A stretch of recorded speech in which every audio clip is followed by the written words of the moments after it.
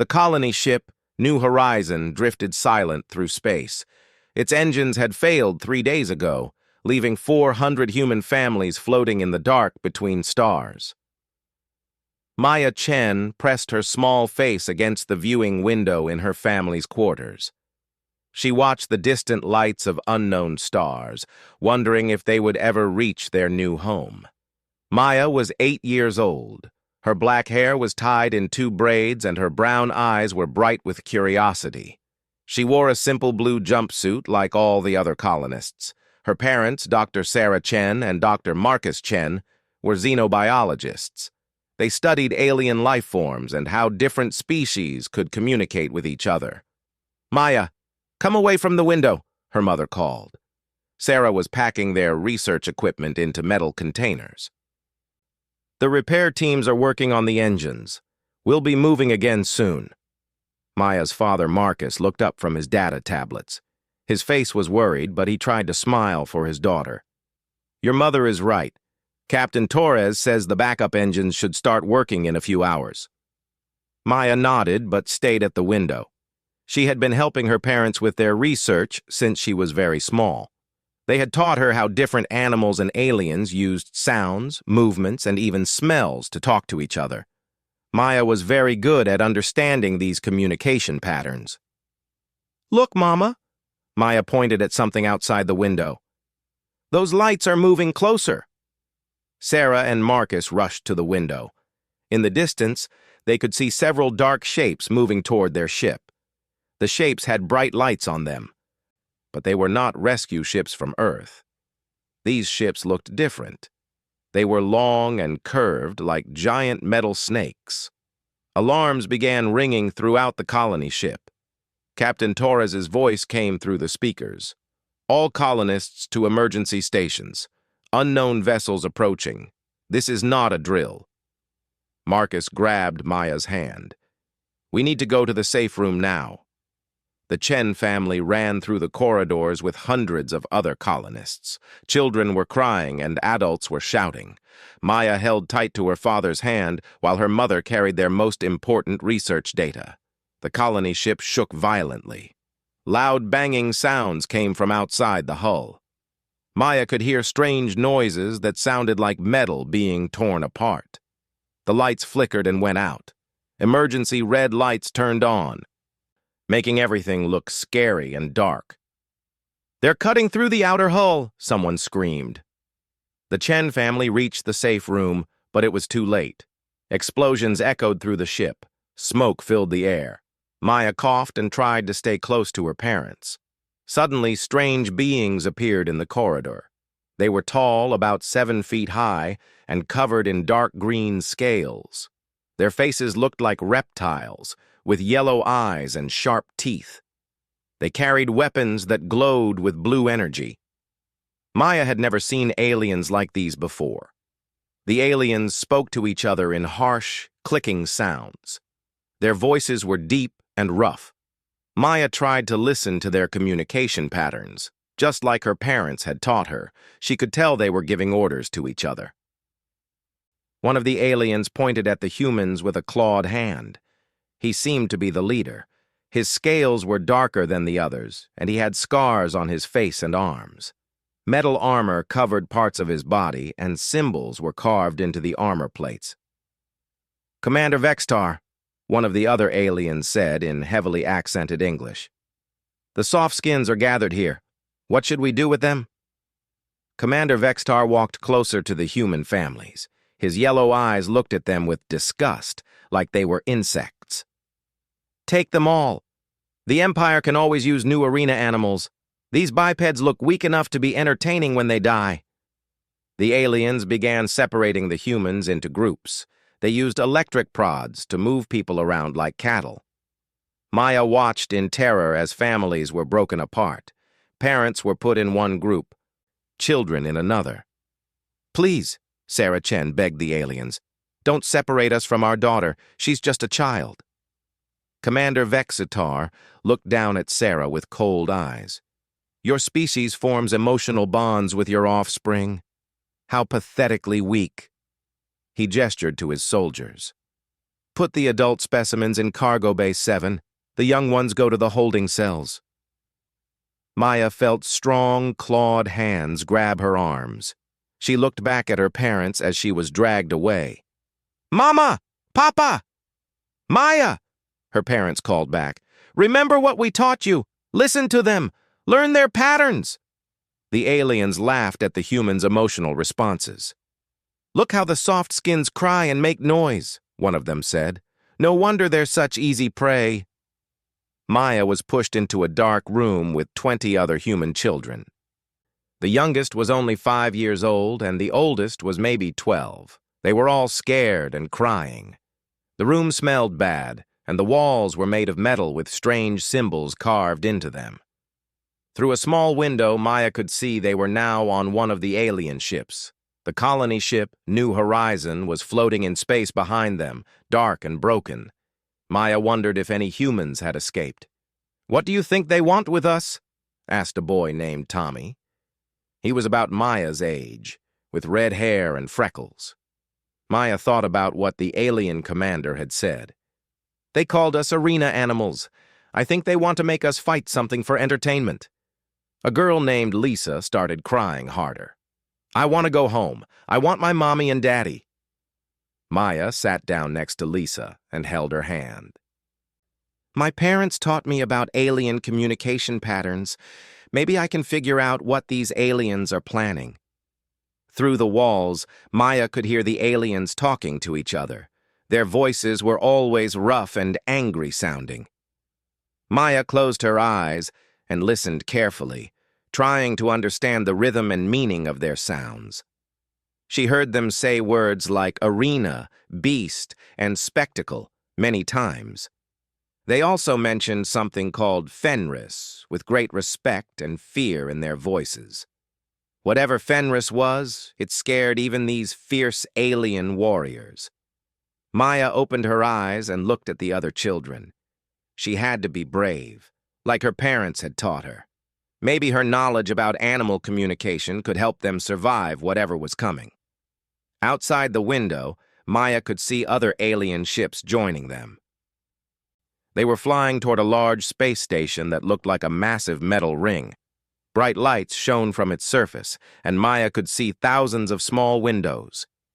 This must be where they were taking them. Maya made a promise to herself.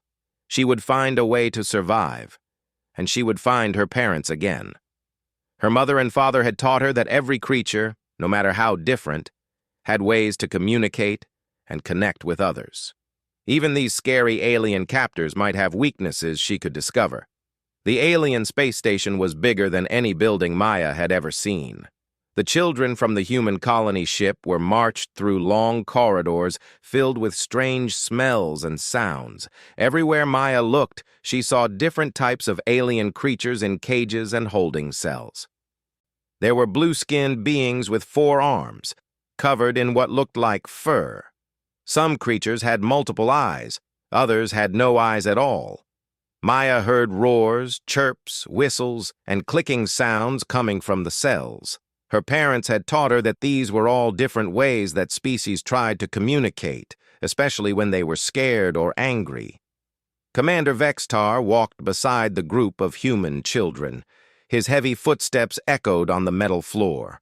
Other Zephyrian guards followed behind, their weapons ready. Maya could see that this space station was like a giant prison for creatures from all over the galaxy. "Where are you taking us?" asked Tommy, the red-haired boy who had spoken to Maya earlier. One of the Zephyrian guards hit Tommy with an electric prod. The boy fell to his knees, crying in pain. "Specimens do not speak unless spoken to," the guard said in his harsh accent. Maya helped Tommy stand up. She whispered to him very quietly, "Don't talk to them anymore. Just watch and listen." They were brought to a large viewing area with thick glass windows. Below them was an enormous circular space with high walls. The floor was covered with rocks, small trees, and what looked like caves. Maya realized this was an arena, like the ancient Roman Colosseum her parents had shown her in history books. Thousands of Zephyrian aliens filled seats around the arena. They were all talking excitedly and making loud noises. Maya could see them holding small devices, probably making bets on what would happen next. The air smelled like sweat and excitement. "Welcome to the grand arena of the Zephyrian Empire," Commander Vextar announced to the human children. "Today, we will demonstrate the weakness of your pathetic species. One of you will face our greatest champion." The commander pointed to Maya with his clawed finger. "You, the smallest one. You will have the honor of feeding Fenris." Two guards grabbed Maya by her arms and lifted her off the ground. The other children screamed and tried to reach for her, but more guards pushed them back. "No! Take me instead!" shouted Tommy. "She's too small!" Commander Vexitar laughed, showing his sharp teeth. "Your emotional attachments make you weak. This is exactly why humans will never be anything more than entertainment for superior species." Maya was carried through a tunnel that led down to the arena floor. Her heart was beating very fast, but she tried to remember what her parents had taught her about staying calm in dangerous situations. "Think like a scientist," her father always said. "Observe, understand, then act." The guards threw Maya through a metal gate and onto the sandy floor of the arena. The gate slammed shut behind her with a loud clang. Maya looked up and could see thousands of Zephyrian faces staring down at her. They were all making excited noises and pointing at her with their claws. The arena was much bigger when you were standing in it. Maya felt very small among the rocks and fake trees. The walls were at least 30 feet high, too high to climb. There were several cave openings in the walls, dark and scary-looking. A loud horn sounded throughout the arena. The Zephyrian crowd became quiet, waiting for something to happen. Maya heard a deep rumbling sound coming from one of the caves. Something very large was moving around inside. "Ladies and gentlemen of the Empire," a voice announced over loudspeakers, "presenting the undefeated champion of our arena, the beast that has never lost a battle, the White Death of the Northern Mountains, Fenris." The rumbling sound got louder. Maya could hear heavy paws walking on stone. Slowly, a massive shape appeared at the mouth of the largest cave. Maya had seen wolves in her parents' research videos, but this creature was much larger than any earth wolf. Fenris stood almost 7 feet tall at the shoulders. His fur was completely white, like fresh snow. His eyes were bright red, glowing in the arena lights. Scars covered his face and body, proof of many battles. The crowd roared with approval. Maya could hear them chanting, "Fenris! Fenris!" in their harsh voices. But Maya was not looking at the wolf's size or scars. She was watching his body language, just like her parents had taught her. Fenris was not running toward her or showing his teeth. Instead, he was moving slowly, his head tilted to one side. His ears were up and forward, not flat against his head like an attacking animal. The wolf took a few steps into the arena and then stopped. He sniffed the air and looked directly at Maya. For a moment, their eyes met across the sandy floor. Maya's parents had always told her that the most important thing about animal communication was not to show fear, but also not to show aggression. She sat down slowly on the ground, making herself smaller and less threatening. She kept her hands where Fenris could see them. The crowd was getting impatient. They had expected the small human to run or scream.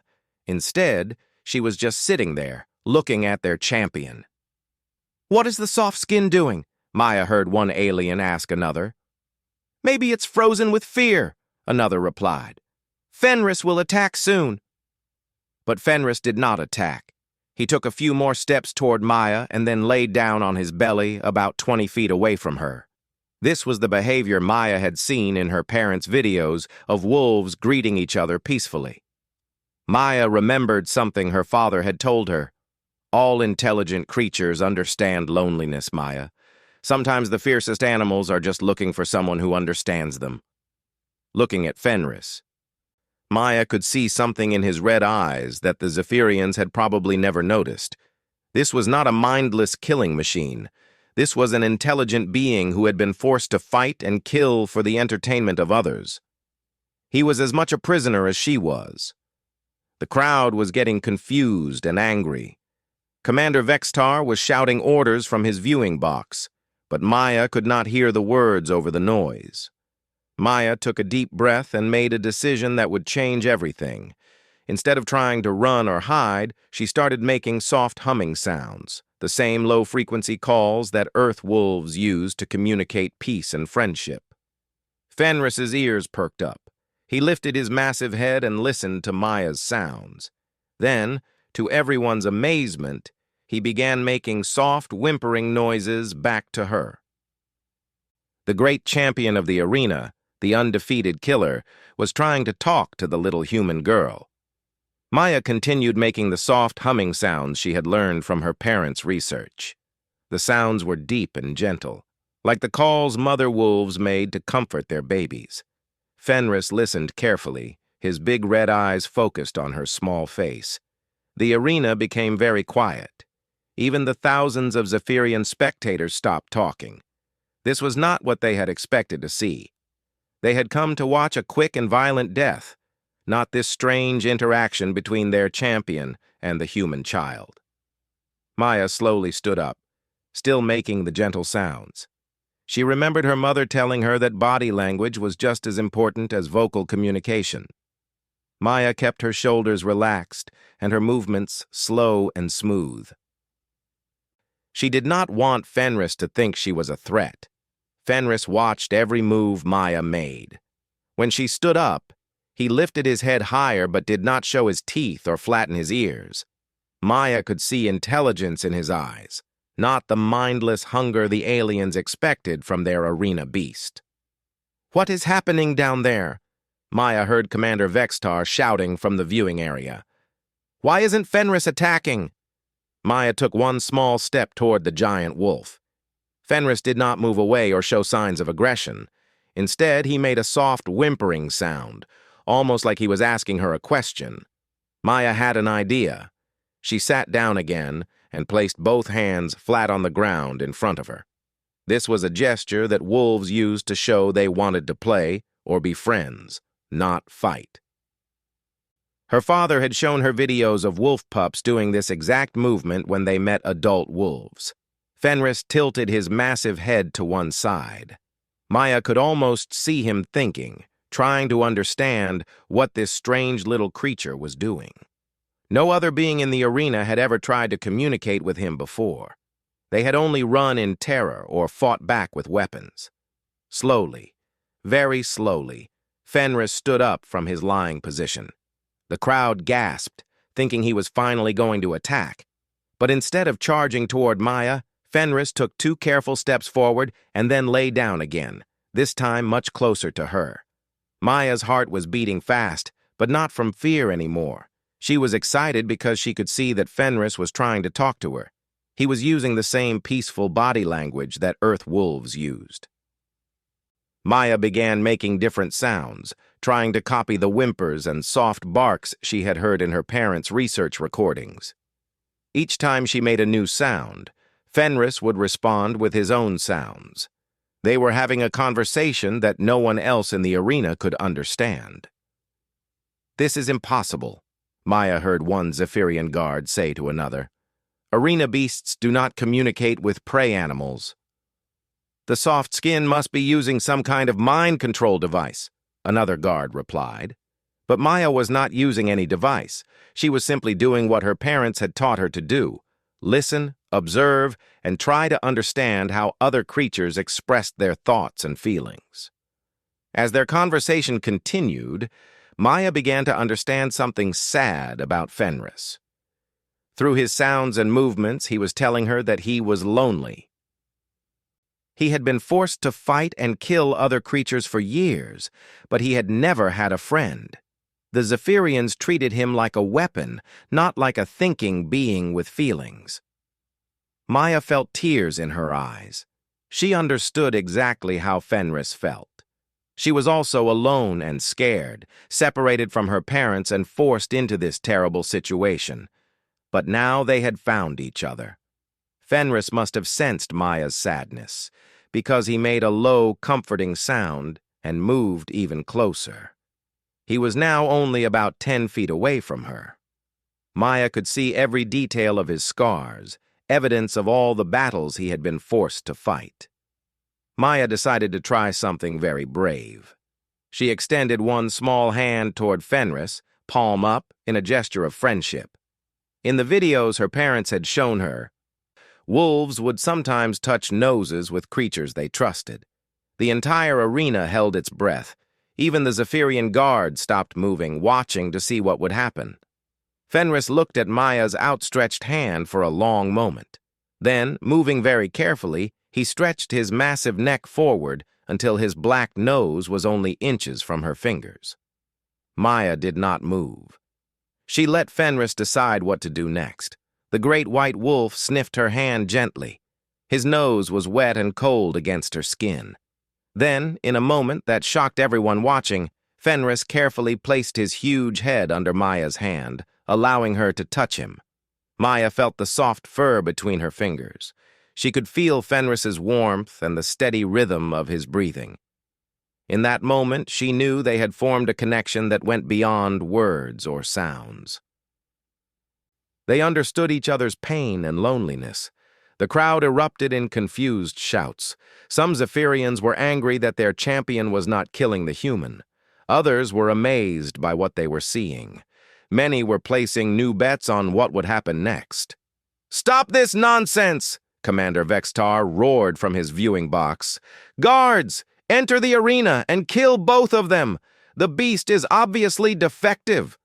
Maya heard the commander's order and felt Fenris tense under her hand.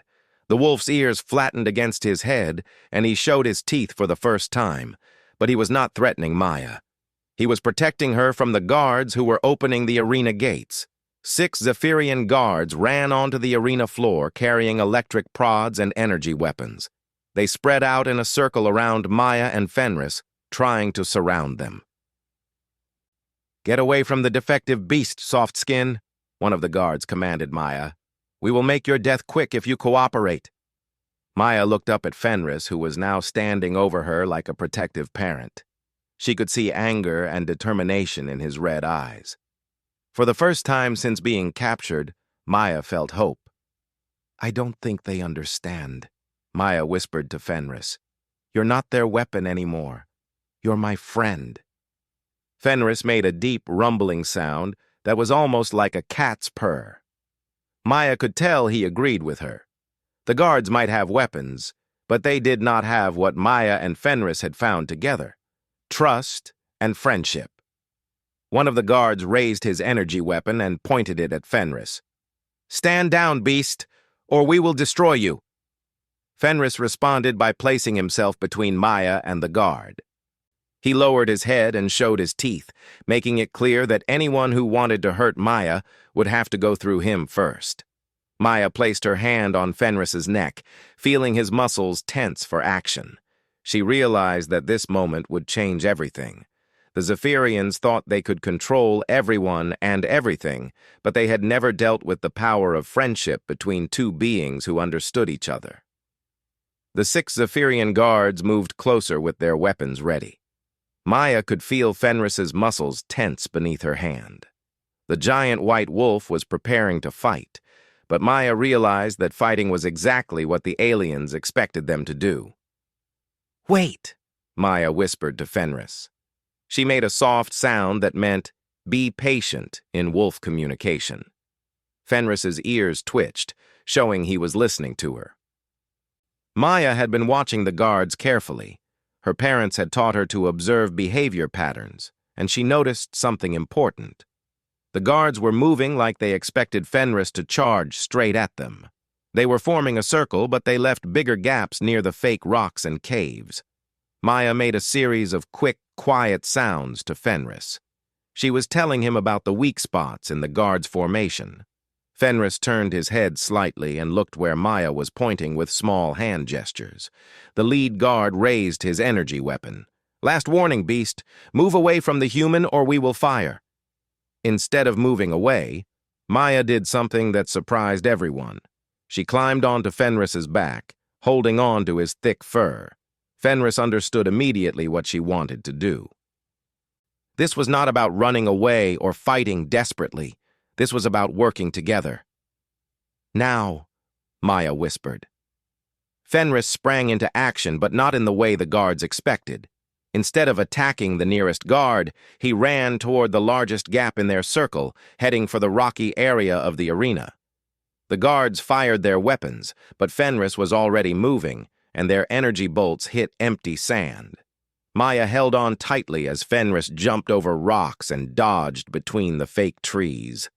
She could feel his powerful muscles moving beneath her, and she could sense that he was enjoying this. For the first time in years, Fenris was not fighting alone. The guards chased after them, but they were heavy and slow in their armor. Fenris knew every inch of the arena from years of battles. He led Maya through passages between rocks that were too narrow for the guards to follow. "Split up," the lead guard shouted. "Surround the rocky area. They cannot hide forever." But Maya and Fenris were not just hiding. Maya had noticed something during their escape. There were drainage tunnels and maintenance passages built into the arena walls. Her parents had taught her that every building had hidden ways in and out for workers and repairs. Maya guided Fenris to one of these passages. It was barely big enough for the wolf to squeeze through, but too small for the guards in their bulky armor. They crawled through the tunnel and came out behind the guards, who were still searching the rocks. The crowd was going crazy. They had never seen anything like this before. Their unbeatable champion was working with a tiny human, and together they were making the trained guards look foolish. Maya and Fenris emerged from their hiding spot just as one guard was walking past. Fenris knocked the guard down with his shoulder, and Maya quickly grabbed the guard's communication device. She had been listening to the Zephyrian language, and she was starting to understand some of their words. "All arena guards to Section 7, Maya said into the device, trying to copy the harsh Zephyrian accent. "The beast is trapped near the south wall." 3 of the remaining guards immediately ran toward the south wall, leaving only 2 guards near Maya and Fenris. Maya smiled and patted Fenris's neck. Her trick had worked. Commander Vextar was screaming orders from his viewing box, but his voice was lost in the noise of the excited crowd. Many Zephyrians were now cheering for Maya and Fenris instead of wanting to see them die. They had never seen such clever teamwork before. The 2 remaining guards were more careful now. They stayed close together and kept their weapons pointed at Maya and Fenris. But Maya had another idea. She made a series of sounds to Fenris, and he began moving in a wide circle around the guards. Maya was using something her father had taught her about pack hunting. Wolves in the wild would work together to confuse and tire their prey before attacking. As Fenris circled, Maya made different sounds from his back. She was imitating the calls of other arena creatures she had heard in the holding cells. To her amazement, some of those creatures began responding from their cages around the arena. A blue-furred alien with 4 arms began roaring back at Maya's calls. Several bird-like creatures started making high-pitched whistles. Even some of the smaller predators began howling and chirping. Maya was creating a chorus of captive voices, all responding to her attempts at communication. The noise was incredible. The Zephyrian audience was getting nervous as their dumb animals began making organized sounds together. This was not supposed to happen. Arena beasts were supposed to be mindless killers, not thinking creatures capable of cooperation. One of the guards got distracted by the noise and turned his head to look at the cages. That was the moment Fenris had been waiting for. He charged forward, not to attack, but to knock the guard's weapon out of his hands. Maya slid off Fenris's back and grabbed the weapon before the guard could recover it. The last guard pointed his weapon at Maya, but she was ready for this. She pressed a button on the weapon she had taken, and it made a loud humming sound. She did not know how to fire it, but the guard did not know that. "Stay back," Maya said in her best serious voice. "I know how to use this." The guard hesitated. In that moment of uncertainty, Fenris moved behind him and simply sat down, trapping the guard between his massive body and Maya's weapon. The arena fell silent again. Maya, an 8-year-old human girl, and Fenris, the supposedly mindless arena champion, had defeated 6 trained guards using teamwork and intelligence. They had not killed anyone or caused serious harm. They had simply outthought their opponents. Commander Vextar's voice echoed through the arena speakers. Impossible! This is completely impossible! Arena beasts do not cooperate with prey species!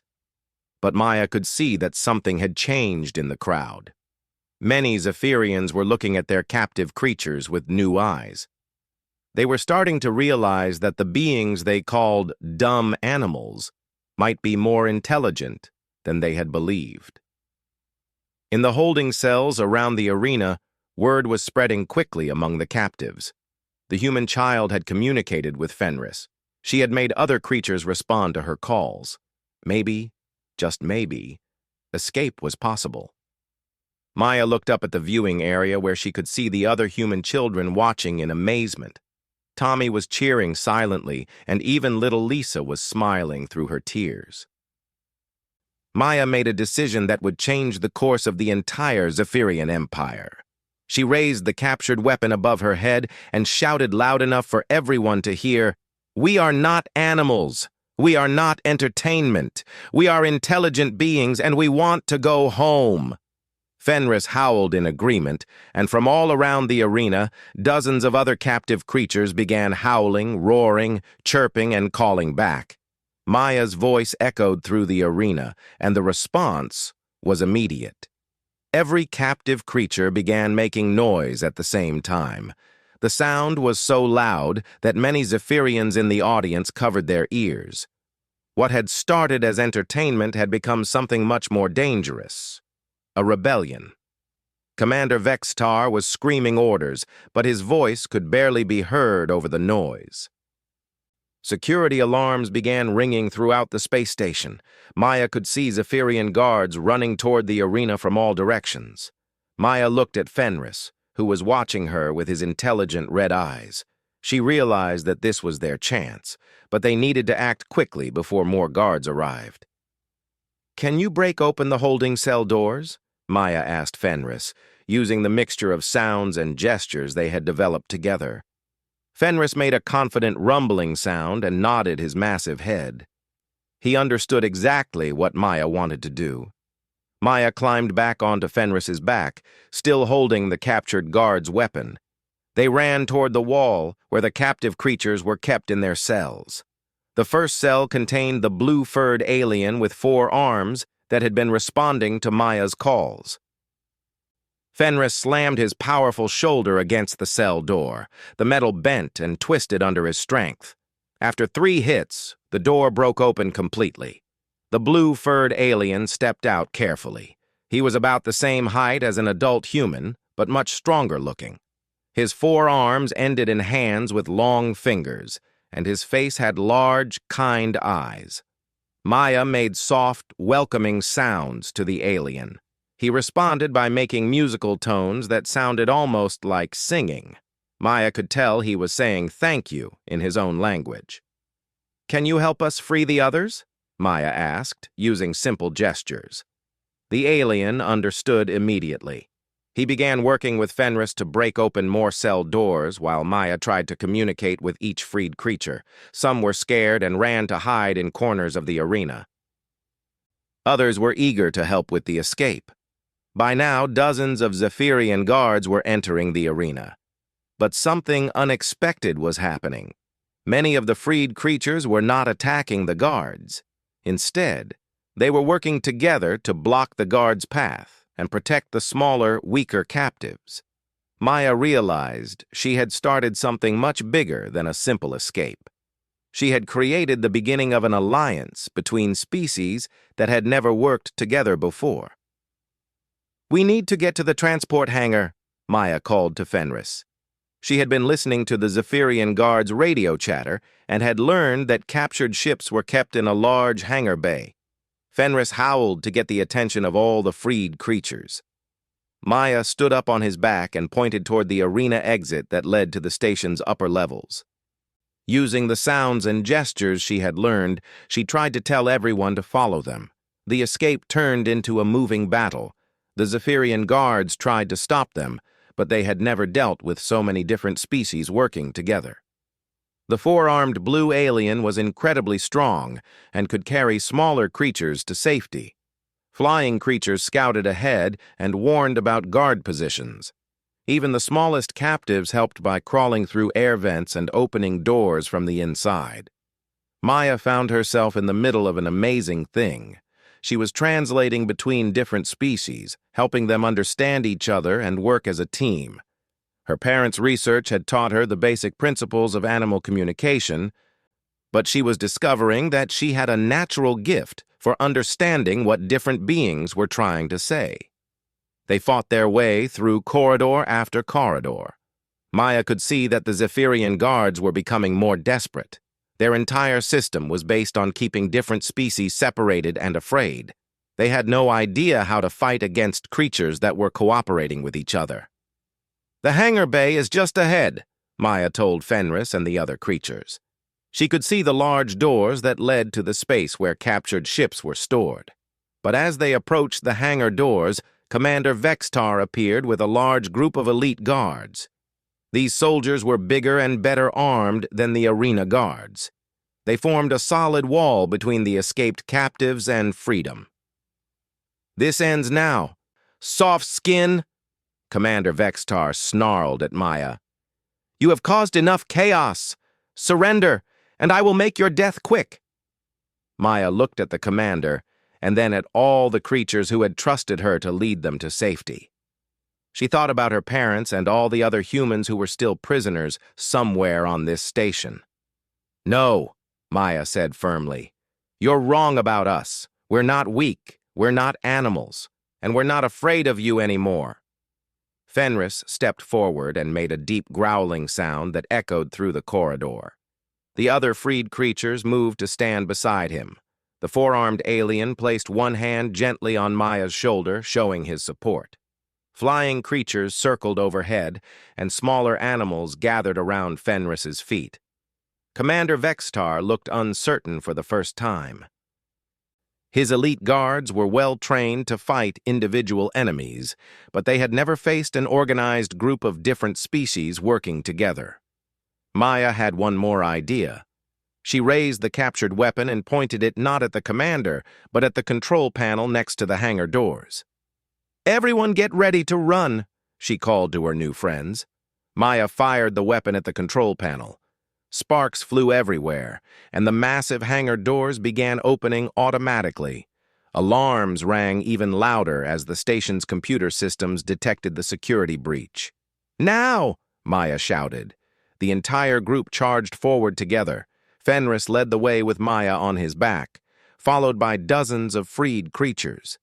The elite guards tried to stop them, but they were overwhelmed by the coordinated attack. Inside the hangar, Maya could see hundreds of captured ships from many different worlds. But more importantly, she could see groups of prisoners from various species, including humans, all working as slave labor to maintain the Zephyrian fleet. "Mom! Dad!" Maya screamed when she spotted her parents among a group of human prisoners. Dr. Sarah Chen and Dr. Marcus Chen looked up in amazement as their 8-year-old daughter rode into the hangar on the back of a massive white wolf, leading an army of escaped aliens. What happened next changed the course of galactic history. With Maya translating between species and coordinating their efforts, the freed captives took control of multiple ships. Maya's parents used their xenobiology knowledge to help different creatures understand each other better. Other human colonists shared their technical skills to help operate the stolen ships. Within hours, they had freed every prisoner on the station and captured several Zephyrian vessels. But instead of seeking revenge, Maya convinced everyone to focus on escape and rescue. As their fleet of liberated ships flew away from the Zephyrian station, Maya sat in the command chair of the lead vessel with Fenris lying beside her. Her parents stood proudly behind her, amazed at what their daughter had accomplished. Through the ship's communication system, Maya was talking to representatives from dozens of different species, helping them plan how to work together and protect each other from future threats. The 8-year-old human girl had done something no one thought possible. She had proven that communication, understanding, and friendship could overcome even the most powerful forces of oppression. And in doing so, she had shown the galaxy that humanity's greatest strength was not in conquest, but in their ability to bring different beings together as friends.